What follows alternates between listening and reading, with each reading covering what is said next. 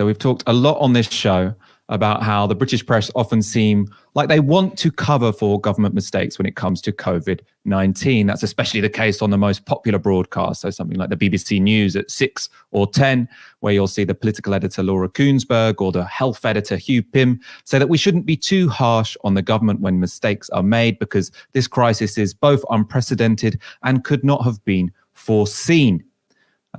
We talk a lot on this show about why we think that it probably should have been foreseen, even if they couldn't have guessed precisely when it would happen. But it's also interesting to look at how other countries, so not just left-wing podcasts like our own, but centrist establishment media in other countries is approaching and is addressing and is covering the British response to coronavirus. They don't always seem quite as forgiving as the Coons Bergs and the PIMs of this world. I want us to take a look at a CNN report from this weekend to find out how the rest of the world is looking at Britain's response to COVID-19. Britain is close to having Europe's worst death toll. So what did it do wrong or differently? When global alarm bells were ringing loudly, the UK was clear it wouldn't lock down too early and that some spread was unavoidable, even desirable. If people go too early, they become very fatigued. It's not possible to stop everybody getting it, and it's also actually not desirable because you want some immunity in the population. Hindsight always gives a clearer, unfair verdict, but new updated government figures show the death toll just in England was a lot larger than known at the time in the days leading up to lockdown. When the Prime Minister said he was still shaking hands, and I shook hands with everybody, you'll be pleased to know. And no deaths were announced. 4 people had already died in England when Cheltenham horse races, criticised for going ahead, ended. The UK toll was officially 10 when really 58 had died. And when the lockdown slammed pub doors shut, publicly, the toll was 359, but really 847 had died in England alone. Should the UK have moved faster? Testing and contract tracing was a problem from the start, partially dismissed and then heavily embraced. 100,000 tests per day. Many grand schemes were announced: home antibody test, apps, a volunteer army, but this one actually happened, nearly on time, albeit late. It can't have helped decision-making that Boris Johnson was nearly killed by the disease too at its peak. Still, despite the huge toll, the UK's health service was not overwhelmed. Even huge overflow hospitals like this in London were barely used. Half those who died in England so far were over 80. Did the UK not protect them enough? Or was there little that could be done? Tough questions that time and grief will answer. I mean, how often have you seen that incredibly important, actually, clip of Patrick Vallance saying that suppressing the spread of COVID-19 is not desirable? I mean, that seems like that's a key piece of evidence to suggest that the government's policy was herd immunity, which I suppose political editors have potentially been intimidated out of repeating, even though we all know it. That fact that the deaths at lockdown were 847. We know that now because of the Office for National Statistics data. I've seen that in the FT. I haven't seen that on British television, and that's on CNN in one of their reports, which is summarising what has been Britain's response to coronavirus. This is CNN. It's not a leftist channel in the United States. This is the most centrist channel they have, in fact. And again, this idea that they say that the target for testing was reached late. Now, that's something that the BBC won't admit if you watch the news there. But they don't even say it's controversial. They say, of course, it was met late because 100,000 tests did not happen. What did you think of that report? How different did you think that was to what we normally see on the British press? And why is it that it is other countries that can cover the reality of what is going on in Britain, but our political editors are so incapable of having an objective perspective of what's going on, asking difficult questions and admitting what is obviously the truth, even if it is uncomfortable for the current government? Well, look, our media is particularly stupid. And that is the best explanation that I can give. I mean, American broadcast television, with the hairspray and the teeth is more obviously deranged. But in this country, the rot goes much, much deeper. And you could see it on Friday with the announcement of 122,000 tests being dispatched. And immediately the BBC covers that as they've hit the 100,000 people being tested target, 100,000 tests carried out. So the BBC were leading with a fundamentally misleading headline, and that was going out on push notifications. That was the top line, and it fundamentally wasn't true. And then when you bring this up and you go, look, the expansion of testing capacity to around 73, 74,000 is huge. That's amazing. However, that's not the same as carrying out the tests. The use of the tests isn't, everyone gets to, feel alive and a little bit kinky by shoving a swab up their nostrils. The value of the test is the data that it gives back. It gives us a picture of how many people have got it in the community, how many people will be immune, and how many people are at risk if they're in contact with these people who are obviously infected. Now, if you're counting a dispatch test the same as a successfully completed one, there's a huge problem with your data. And we've seen immediately after that date, the number of dispatched tests has plummeted by over a quarter. So now it's around 70,000 being dispatched, and before we even get to how many are successfully completed. So when you're a blue tick, shall we say, and you see these criticisms, you look at the people who are making them. So Corbyn supportive Twitter accounts, the usual suspects of Michael, Aaron, me, Owen Jones, and you go, ugh, these leftist loudmouths nitpicking again. It's obviously a partisan attack. I dislike the left so much and I find them so personally aggravating. I will make a temporary but powerful alliance with the pestilence here. So I'm going to be team coronavirus, going to say everything is going swimmingly because I dislike the left so much.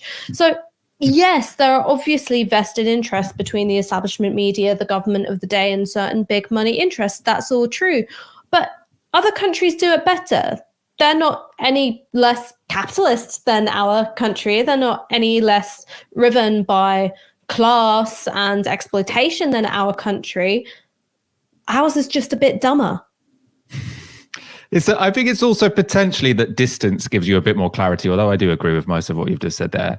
Ash, I'm going to go to Aaron in a second. First of all, I want to show you that it's not just this one clip from CNN, which shows that the foreign press is more capable of applying proper scrutiny to our government than our own. So this was a piece from Australia's paper of record, the Sydney Morning Herald. This was from yesterday. The headline, biggest failure in a generation, where did Britain go wrong?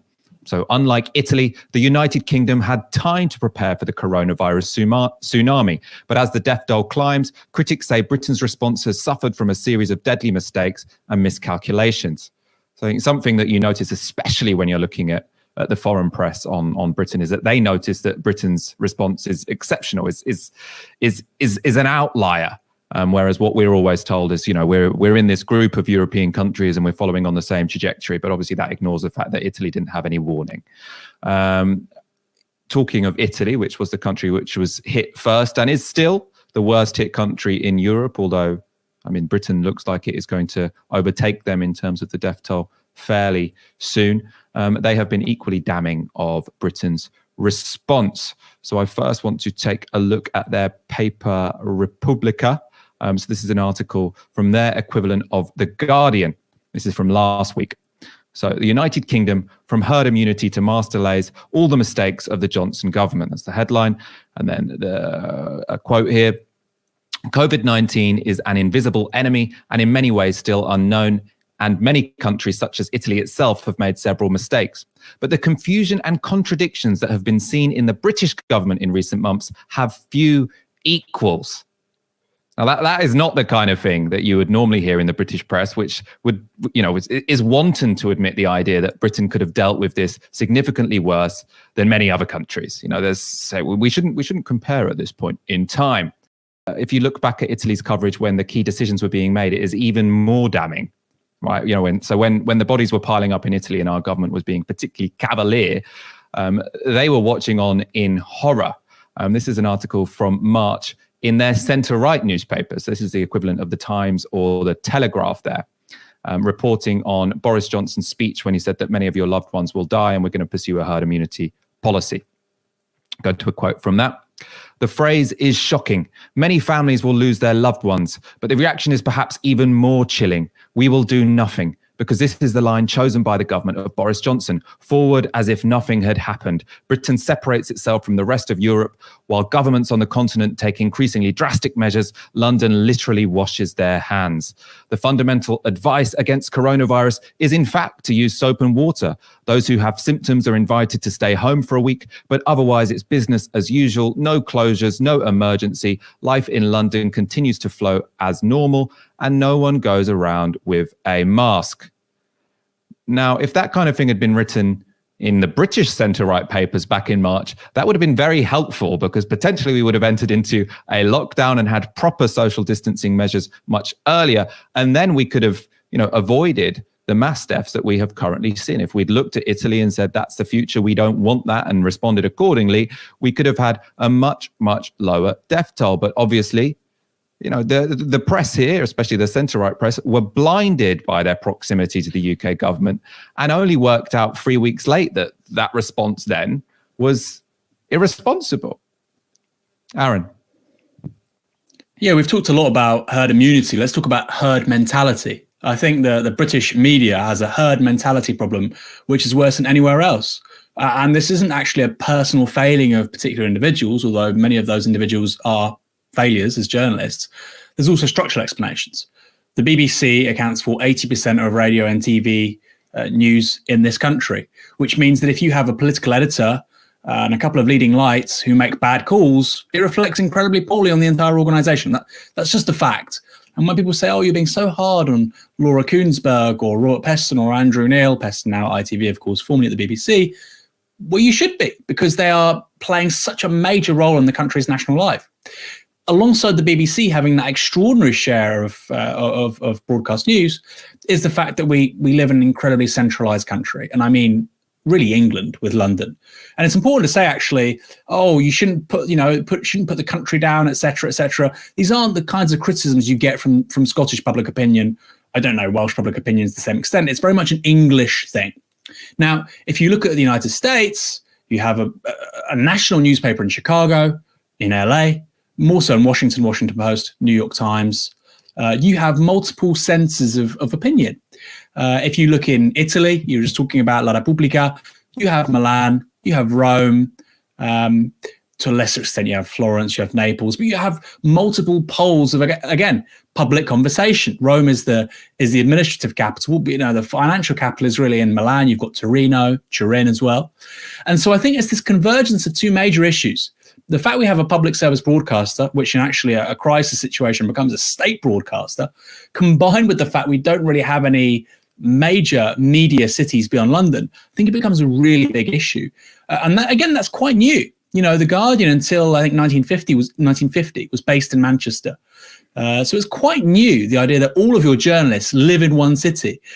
You have a similar issue with France, but I don't think it's quite as bad as it is here. Then finally, that idea of news only being the bad stories are only the ones you report abroad. That's quite a traditional thing. In the 17th century, when you were getting newspapers for the first time, they'd be given gazette as a Venetian word, by the way. You would get a license to publish news on the condition that you only published bad news abroad. That's not a new phenomenon. And so to that extent, you could understand why CNN might report what's going on in Britain perhaps a bit better, more accurately than it would in the United States, because a foreign eye actually is a bit more impartial, has less issues with regards to bias. And the BBC in particular, of course, has issues with regards to domestic funding. The government of the day can just cut the tether or impose new editorial constraints and so on. So I think it's always been a problem. Has been for hundreds of years and across many places. But the fact that we have such an establishment ensconced in one city and we have this state broadcaster, it's a very, very, very bad mixture. Actually, I think it's a recipe for disaster. I think that point about London, actually, it's not commented on that often because it seems almost too crude an analysis. Like Marxists like to talk about the media as part of the state apparatus, the ideological state apparatus. So it's talking about how their function in society is to shore up support for the government. But a simpler explanation is they all are kind of best friends. Like lots of the political editors are married to politicians or people who work for politicians. And so you can, I think it really does cloud people's judgment when they say, well, it seems kind of mad, the policies they're pursuing. But I sat next to Patrick Vallance at a dinner party recently, and he seemed like a really reasonable guy. So I should probably believe what he said. Like, I think actually that probably is a reasonable analysis of how Britain's press covered this particular crisis. Before I go to you, Ash, I just want to show the most stupid example of our servile press, which of course was the front page of The Sun this morning. A splash on Boris Johnson. Of his experience in ICU. Baby gave me will to live. So this is on the front page of our most popular newspaper, obviously, the declining Sun, but it still is the paper with the widest circulation in this country. Obviously, a couple of problems with this headline. One, if you're one of his previous children, so this is his 7th child. So the idea is he was there in ICU thinking, is it worth me living? The first child wasn't enough to get him through it. The second, third, fourth, fifth, potentially 6th child, they weren't enough to think, yeah, it's really worth getting through this illness. It was only the 7th that made the difference. The other problem is clearly, what does he think about the 28,000 people whose lives were taken by coronavirus? Did they not have a child they were excited enough to see in the future? In any case, it's a complete joke that this would get put on the front page of a daily newspaper in a country with a free press where you're not at risk of being sent to a gulag unless you publish this kind of nonsense.